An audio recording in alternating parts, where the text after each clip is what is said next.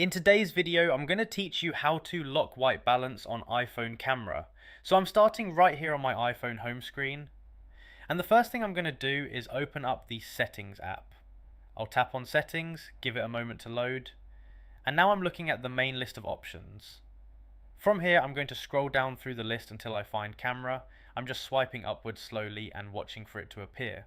There it is, so I'll tap on camera and go inside the camera settings.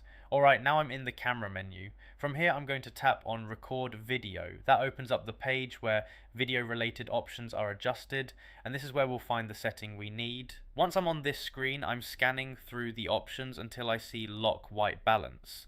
It should be right here in the list, so I'll go ahead and tap the toggle to turn it on. As soon as I switch it on, you'll see the toggle change immediately, meaning the white balance lock is enabled. And if you ever want to turn it off later, you can come back through these same steps and tap the toggle again. There's nothing else to confirm or save, since the change applies right away. I'll take a moment here just to make sure the settings stayed enabled and everything looks good. Now I can tap the back navigation and return to the previous screen. From here I'm done making adjustments, so I'll exit settings and head back to the home screen. And that's it, you've locked the white balance for video recording, and you can repeat the same steps anytime you want to change it again.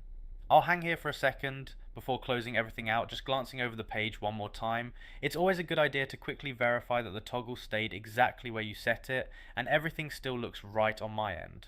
Now I'm backing all the way out of settings and returning to the home screen. I'm not adjusting anything else today, so I'm just leaving it as is. The change is already active, so there's nothing else you need to do. At this point, the camera is ready to go with white balance locked whenever you start recording video.